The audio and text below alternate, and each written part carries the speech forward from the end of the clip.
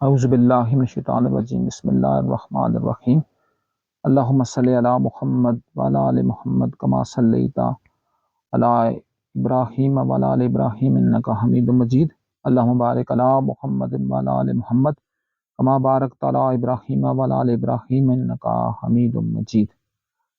آج کل مختلف لوگوں کو مختلف پریشانیوں کا، مختلف مصائب کا، مختلف تکالیف کا سامنا ہے۔ سب سے زیادہ جو آج کل والدین کو بالخصوص پریشانی کا سامنا ہے وہ کیا ہے؟ ان کی اولاد کی تربیت۔ وہ شاید یہ سمجھتے ہیں کہ ہم کسی سکول میں، کسی بیکن ہاؤس ٹائپ، کسی پیرامڈس ٹائپ، کسی سٹی سکول ٹائپ میں بھیج کر ہم اپنے بچے کو تربیت دے دیں گے تو یہ ان کی خام خیالی ہے۔ وہاں مہینوں کی کم و بیش 20 سے 30 ہزار روپیہ فیس دے کر وہ بچے کو کمرشل ایک ٹوائے تو بنا سکتے ہیں، لیکن وہ بچے کو کبھی بھی صاحب کردار نہیں بنا سکتے، کیونکہ صاحب کردار بننے کے لیے آپ کو جناب امام جعفر صادق علیہ السلام کے یہ 3 اصول آپ کو ہر حال میں اپنانے ہوں گے۔ اگر یہ 3 اصول آپ نہیں اپنا سکے تو آپ اپنے بچے کو کردار کی بھنک تک بھی نہیں پہنچا سکیں گے۔ وہ 3 لیول جو میرے آقا نے انٹروڈیوس کروائے، انہوں نے کہا کہ 0 سے 7 سال تک بچے کا غلام بن کے رہنا ہے، بچے کو کسی بھی ادارے کے سپرد نہیں کرنا، بچے کی خود تربیت کرنی ہے، بچے کی عام لانی ہے، بچے کی ہر کام میں بچے کا غلام بن کر اس کا معاون اور مربی بننا ہے۔ بچہ جو بات کرے گا اس بات کو آپ نے ایکسیپٹ کرنا ہے۔ بچے کو اپنی اطوار، اپنے کردار، اپنی زبان، اپنی ثقافت، اپنی روایات، اپنی تعلیم و تربیت، اپنے بزرگان دین کا، اپنے اسلاف کے اقوال، ان کی چال ڈال اس کے اندر آپ نے راسخ کر دیں اور بچے کو مٹی کے ساتھ آپ کو منسلک کروانا ہے۔ لیکن کیا ہے جی، 2 سال کے بچے ہم نے اللہ معاف کرے اپنے مفاد کے لیے ہم نے سکولوں کے حوالے کر دینے ہوتے ہیں۔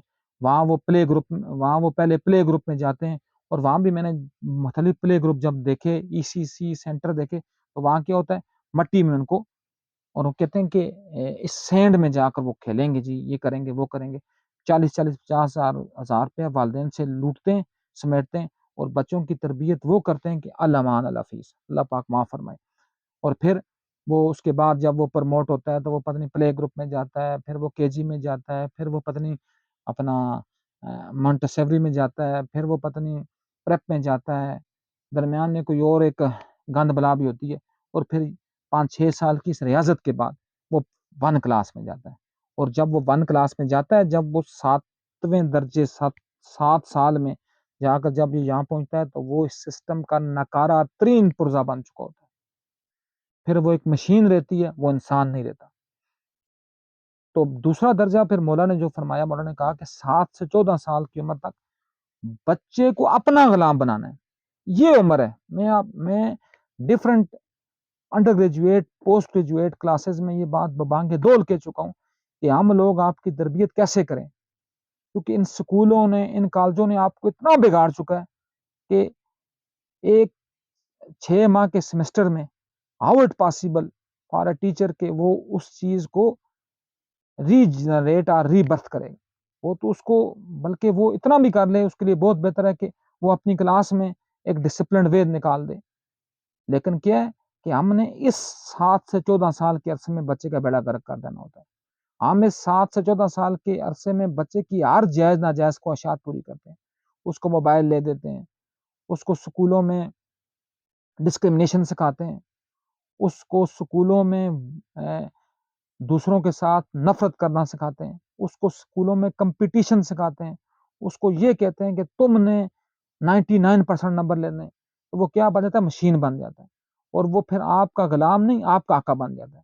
جبکہ اس عرصے میں اگر بچہ آپ کا غلام بن گیا، اس عرصے میں کیا کرنا ہے، آپ نے بچے کو نماز سکھانی ہے، اس عرصے میں آپ نے بچے کو مار کر نماز پڑھانی ہے، مار کر روزہ رکھوانا ہے، مار کر اپنے اقربا کا، اپنے ہمسایوں کا ادب اور احترام سکھانا ہے۔ لیکن کیا ہے جی، ہم اس عرصے میں بچے کی وہ جو توتلی باتیں ہوتی ہیں اس میں اس کو اتنا رگیت دیتے ہیں، وہ کہتا ہے نہیں جی پاپا، ڈیڈی، ڈیڈ، موم میں نے یہ کرنا ہے، میں نے وہ کرنا ہے، تو ڈیڈ موم ان کے پاس پیسہ ہو یا نہ ہو، کسی کی جیب کاٹیں گے، لیکن وہ آئیں گے اور اس کی وہ ناجائز خواہش پوری کریں گے.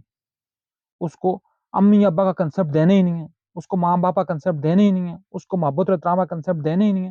اس کو وہی اکبر الآبادی کا شعر ہے کہ الف سے یہ تلک پڑھ کر اے ٹو زیڈ کہتے ہیں، میں ان کو پاگل وہ مجھ کو میڈ کہتے ہیں. ماں کے بجائے ماما کی محبت کے متوالے جو اپنے زندہ باپ کو بھی ڈیڈ کہتے ہیں، تو ان کا وہاں بیڑا غرق ہو چکا ہوتا ہے. پھر آتا تیسرا مرحلہ جی. تیسرے مرحلے میں کیا کرتے ہیں جی، ہم اپنا 14 سے 21 سال کا عرصہ، اس میں میرے آقا امام جعفر صادق فرماتے ہیں کہ اس عرصے میں بچے کے دوست بن کر رہنا ہے، تاکہ وہ لوگوں کو جا کر نہ بتائے کہ میری پسند یہ ہے، میری ناپسند یہ ہے. آپ اس کے اتنے قریبی دوست ہوں کہ وہ سب سے بڑی مشکل پہلے آپ کے ساتھ آ کر شیئر کریں. تو اس پوری بات کا میں جو خلاصہ ہے وہ ایک شعر میں کر کے بات اپنی کو اختتامی مرحلے کے اوپر لے کر جاؤں گا. جناب ابراہیم علیہ الصلوۃ والسلام جو 3 الامی مذاہب مسلمان، عیسائی اور یہودی تینوں کے مائی باپ ہیں، تینوں کے جد امجد ہیں، تینوں کے رسول ہیں، تینوں کے امام ہیں، تینوں کے نبی ہیں. انہوں نے اپنے بیٹے کو جو 90 سال کے بعد ہوئے اس کو عرب کے لک و دک سرا میں چھوڑا.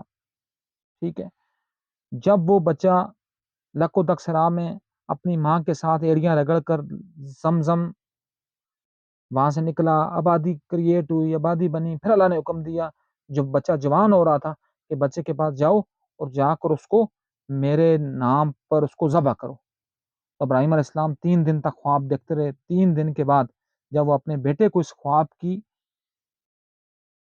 خواب کے بارے میں بتاتے ہیں تو بیٹا تربیت یہ ہوتی ہے. بیٹے نے کیا کہا کہ بیٹا کہ والد مکرم اس کام کو جلدی کر گزریں، یہ نہ ہو کہ آپ کو دنیاوی سارے، آپ کو شیطان وغیرہ وغیرہ آپ کو ورگلا دیں.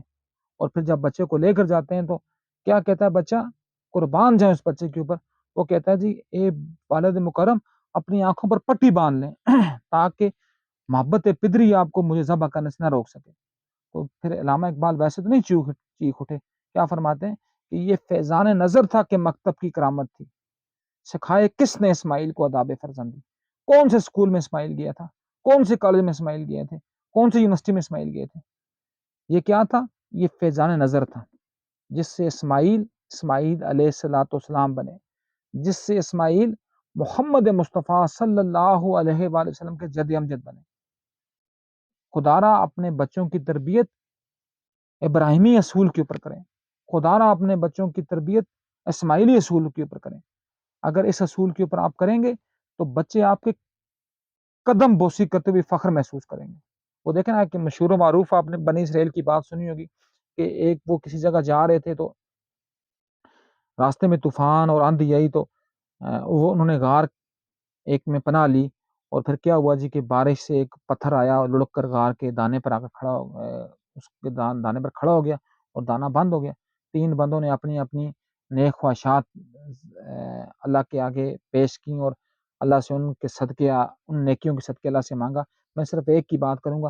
ایک نے کہا جی کہ میرے بوڑھے ماں باپ تھے، میں دن پورا بکریاں چراتا تھا، جب میں بکریاں چرا کر واپس آتا تو بکریوں کا دودھ جب میں دوتا تو سب سے پہلے میں اپنے والدین کے لیے لے کر جاتا اور اپنے ہاتھوں سے ان کو پلاتا، اس کے بعد میں اپنے بیوی بچوں کو پلاتا. تو کیا ہوا جی کہ ایک دفعہ یہ ہوا میں لیٹ ہو گیا تو میں پوری رات جو دودھ کا گلاس ہے وہ اپنے ہاتھ میں پکڑ کر کھڑا رہا. میرے ماں باپ سوئے ہوئے تھے، میں نے ان کی نیند سے ان کو ڈسٹرب کرنا بھی گوارا نہیں کیا.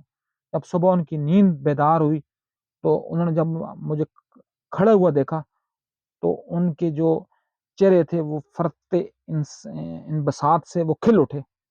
تو یا اللہ اگر یہ کام میں نے تیری رضا کے لیے کیا تھا تو اس غار کا دانہ کھول دے. تو ابھی دعا پوری نہیں ہوئی تھی، غار کا جو پتھر تھا وہ لڑک گیا اور ان کا دانہ جو ہے غار کا وہ اوپن ہو گیا اور وہ وہاں سے اللہ کے کرم سے باہر نکلے. تو یہ ہوتی ہے تربیت. یہ جب تربیت آپ کریں گے آپ کی اولاد دیکھے گی، وہ پھر آپ کی تربیت بھی کرے گی. جب آپ اپنی بیویوں کے کہنے پر اپنے والدین کی عیب جوئیاں کریں گے، اپنے والدین کی باتوں میں کجیاں اور کوتاہیاں نکالیں گے تو پھر کیا ہوگا، آپ کی اولاد آپ کی پوری جو چیز ہے وہ اس کو سکین کر رہی ہوتی ہے. آج اپنے والدین کو اولڈ ہاؤسز کی راہ دکھائیں گے، کل آپ کے بچے آپ کو ککیں مار کر اولڈ ہاؤس میں لے کر جائیں گے۔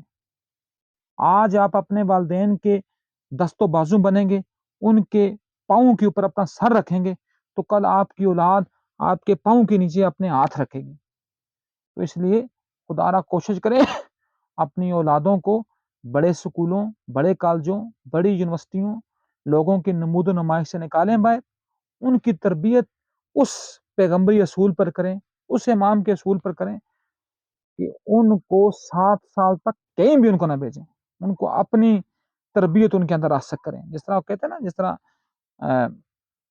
مولا علی علیہ السلام فرماتے ہیں کہ محمد صلی اللہ علیہ وسلم نے میری تربیت ایسے کی جس طرح چڑیا جو ہوتی ہے وہ اپنے بچے کی تربیت کرتی ہے، کہ چڑیا جب غذا کا دانہ لاتی ہے نا تو وہ کیا کرتی ہے، جیسے لاتی ہے ویسے ہی بچے کے چونچ میں ڈالتی ہے۔ تو محمد مصطفیٰ صلی اللہ علیہ وآلہ وسلم نے بھی اسی اصول کے اوپر میری تربیت کی۔ اور پھر علی کیا بنا؟ علی وہ شیر خدا بنا۔ علی کی اولاد کیا بنی؟ اپنے 72 تن کربلا میں قربان کر دیے، لیکن اصولوں کے اوپر کمپرومائز نہیں ہوئے۔ تو یہاں کیا ہوا؟ یہ تھا شجر طیبہ کی بات۔ تو وہ دوسرا شجر خبیثیہ کی بات پھر کیا تھی کہ لوگوں نے اپنے والدین کو وہاں رکھا جہاں ان کا حق تھا، جیسے انہوں نے ان کی تربیت کی تھی ویسے ہی تربیت، ویسے ہی ریوارڈ ان کے ان لعین اولادوں نے ان کے ساتھ کیا۔ تو آج کیا ہے، نہ آباء و اجداد کا نام ہے اور نہ اولادوں کا نام ہے۔ تو اس لیے کہتے ہیں نا کہ جیسا کرو گے ویسا ہی بھرو گے۔ جو آپ اپنی ماں باپ کے ساتھ کرو گے، آپ کی اولاد وہ نوشتہ تحریر کے طور پر لکھ رہی ہوگی، وہی آپ کے ساتھ ہوگا۔ اور وہ کیسے ہوگا؟ جب آپ ان کی تربیت کرتے وقت پیغمبری اصولوں کو اپنے سامنے رکھیں گے۔ اور اگر آپ یہ کام نہیں کریں گے، صرف ٹائیوں، صرف بستوں کے سائزوں اور صرف سکولوں کی تختیوں کے اوپر جائیں گے، تو آپ کی اولاد نہیں بلکہ وہ شیطان کی پجاری بنیں گے۔ اللہ پاک ہمیں صحیح معنوں میں دین محمد، دین متین کو سمجھنے کی توفیق دے اور تربیت محمدی کے اطوار کو اپنانے کی توفیق دے، تاکہ ہماری نسلیں اس قابل ہو سکیں کہ ہم ان کے اوپر فخر کر سکیں۔ وما علینا الا البلاغ المبین۔